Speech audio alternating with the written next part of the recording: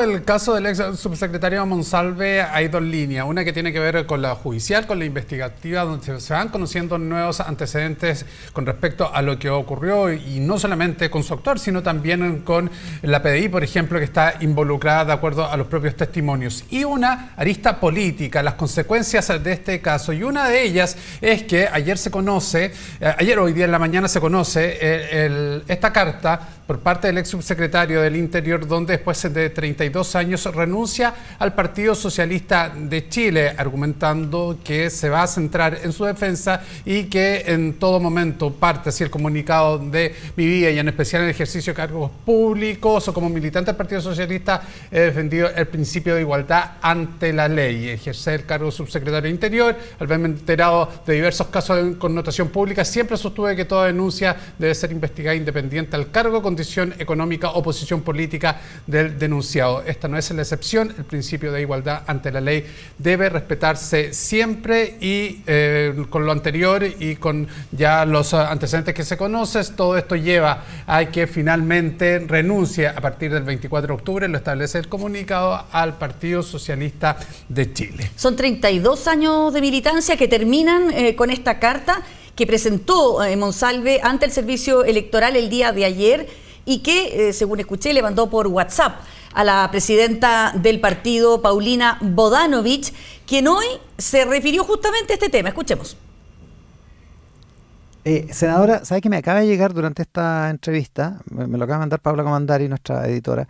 La renuncia al Partido Socialista de Manuel Monsalve la hizo ayer frente al Servicio Electoral. ¿Qué opina? No tenía conocimiento de ello. No conozco los detalles, pero bueno, imagino que en la situación en que se encuentra ha preferido dedicarse a su defensa y no perjudicar a la institución que por tantos años lo cobijó. Bueno, y otro de los coletazos es el que involucra a esta mujer que estamos viendo ahí en pantalla. Ella es la ex directora de inteligencia de la PDI, se llama Cristina Vilches, y ella ayer se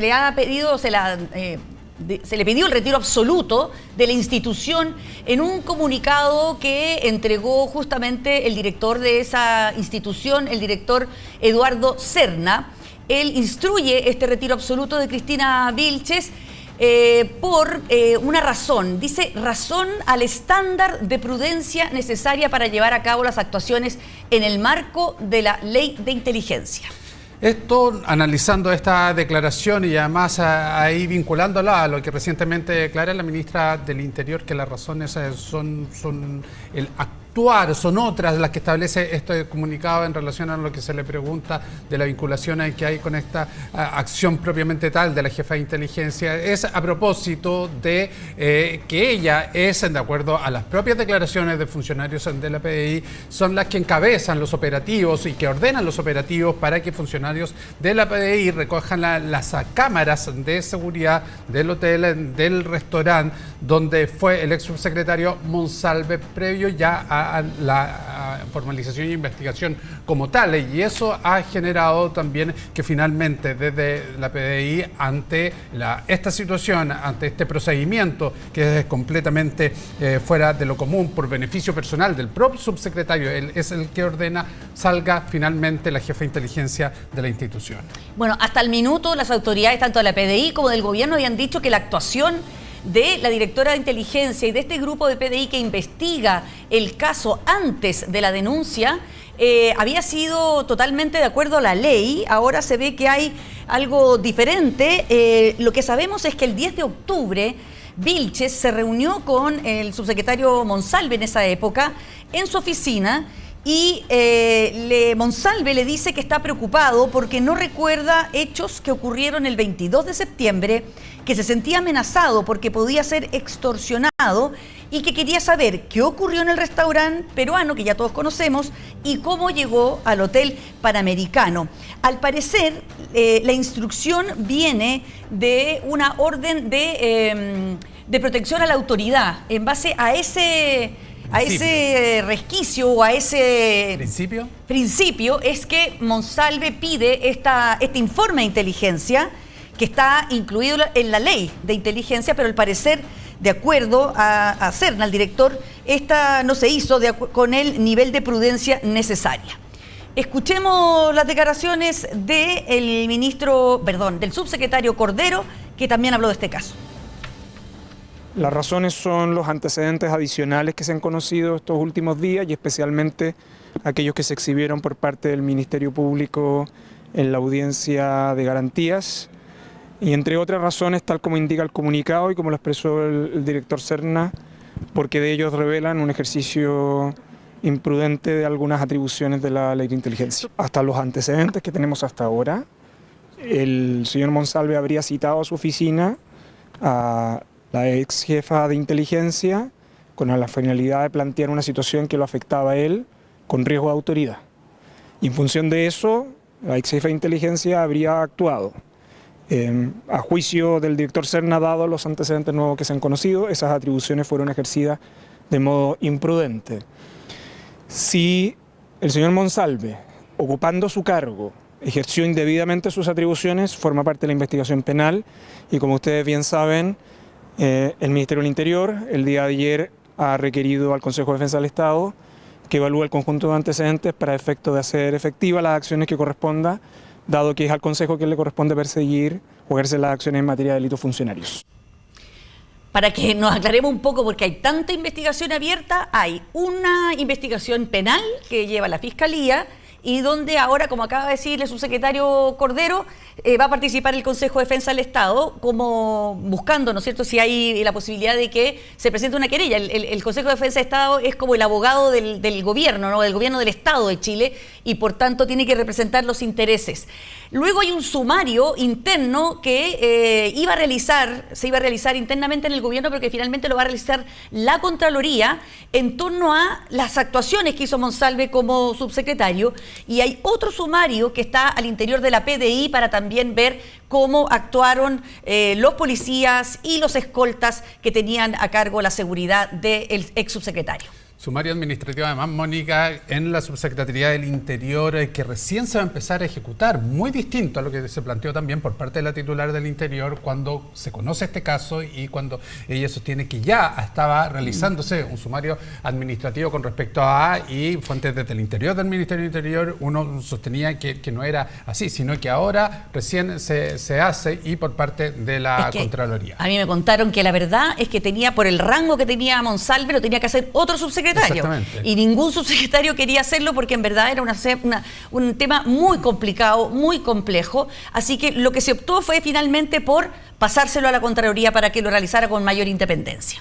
Se conocen además, y esto gracias al tremendo trabajo del equipo de reportajes de Tele13 en exclusivo, palabras de la abogada denunciante del caso Monsalve. Ella es la abogada María Elena Santibáñez. Recordemos que es la segunda abogada que defiende a la denunciante y entrega antecedentes sobre la indagatoria contra el ex subsecretario, asegurando que su representada, y aquí están los 3 puntos máximos o los 3 puntos más relevantes de esta investigación, que su representada fue víctima de amenazas de muerte por parte de personas que integran el círculo de trabajo. ¿Qué círculo de trabajo se le pregunta? Bueno, obviamente el círculo donde se desempeña ella y donde se desempeñaba también el ex subsecretario Monsalve. También da cuenta de las personas que habrían intentado tomar contacto con el padre de quien está acusado. Y por otra parte también el acercamiento de funcionarios de la PDI, funcionarios de inteligencia de la PDI, para acercarse a conversar con ella.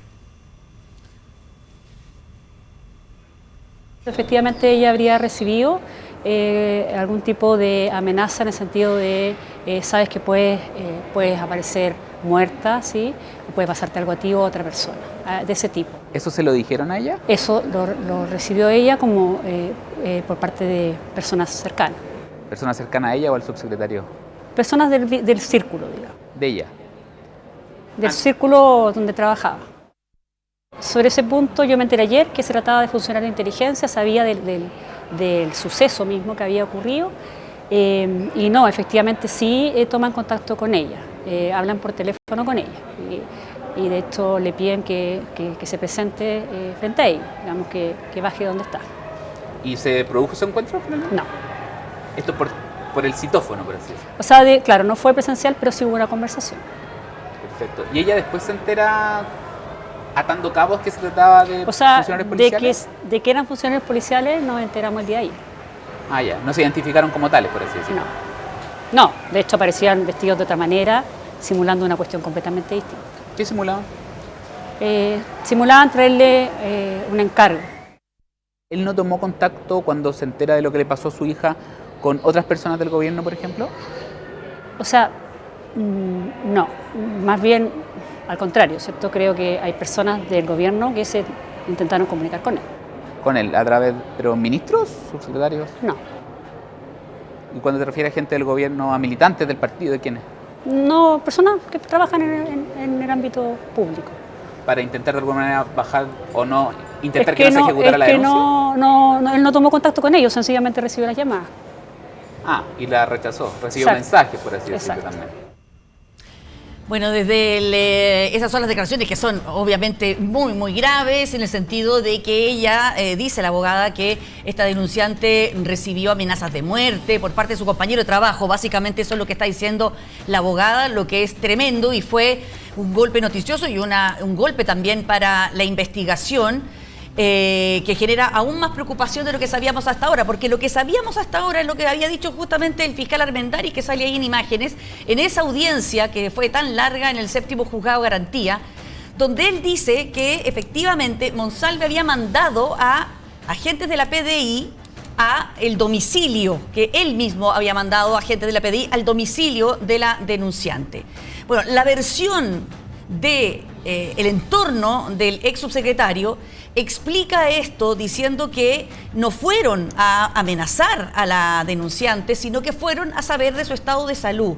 Porque hay un minuto en que ella pide una licencia médica y deja de contestar durante más de 24 horas los llamados telefónicos y los WhatsApp, tanto de toda la gente que la conocía en la subsecretaría. Entonces, temieron por su estado de salud, incluso hay teorías que decían que la podrían incluso haber secuestrado y por eso supuestamente Monsalve habría mandado a estos detectives a ver en qué estado se encontraba. Esa, reiteramos, es la versión del otro lado. Por otra parte, lo que se ha entendido es que si a ti mandan detectives, ¿no es cierto?, a tu casa, evidentemente es una acción de amedrentamiento. Lo que pasa es que ellos se defienden diciendo que la denunciante nunca se dio cuenta, o sea, no se había dado cuenta de que esto había ocurrido, por tanto, no se había podido producir una amenaza si ya no se da cuenta que habían ido estas personas a su hogar. Claro, ahí está la contradicción entre ambas versiones. María Elena Santibáñez, una abogada especialista, además en casos de connotación sexual estuvo a cargo de la investigación canónico en la Compañía de Jesús, y la defensa del ex subsecretario realizó un comunicado también dando cuenta de las reacciones a estas palabras que recién escuchábamos, y aquí están, lo dice nuestro sitio de 13.cl, abogados de Monsalve niegan amenaza de ex subsecretario a su denunciante. Bueno, le escribíamos cada una de esas palabras, es lo que plantea en el inicio este artículo, y dentro de la declaración también es que la versión de nuestro representado respecto de los hechos que motivaron su renuncia al gobierno será en el marco de la investigación que lleva el Ministerio Público y en ejercicio de su derecho a la defensa. Por ahora, y a propósito de los dichos de la abogada de la denunciante, en las que señala que podría darse a entender como la vinculación entre nuestro representado o personas vinculadas a él con una supuesta amenaza, descartamos de forma categórica y absoluta cualquier tipo de amenaza directa o indirecta realizada por nuestro representado en contra de la denunciante o de cualquier otra persona. Esperamos que, de ser efectivos los hechos señalados por la abogada Santibáñez, los denuncie formalmente y sean investigados, esclarecidos y sancionados. Escuchemos lo que dijo la ministra de Interior, Carolina Tovar, recién sobre esta materia. Escuchemos. Nosotros hemos conocido ese antecedente por lo que se supo en el transcurso de la audiencia. No habíamos tenido previamente ninguna información al respecto y ciertamente es de la mayor gravedad. Es parte de lo que la investigación debe despejar y si fuera así, amerita, es un delito en sí mismo, ¿no? Pero la investigación tiene que establecerlo. Informaciones previas no hubo ninguna hasta el momento que la audiencia se dio a conocer esa información. ¿Se podría abrir un sumario al interior del Ministerio del Interior? Sí, o sea, hay un sumario abierto respecto a todos los elementos que están alrededor de este caso. Bueno, y para cerrar este tema, fundamentalmente aquí lo que está quedando, bueno, todos los días aparecen cosas nuevas, así que nos van a sorprender sin duda algunos antecedentes que se puedan filtrar.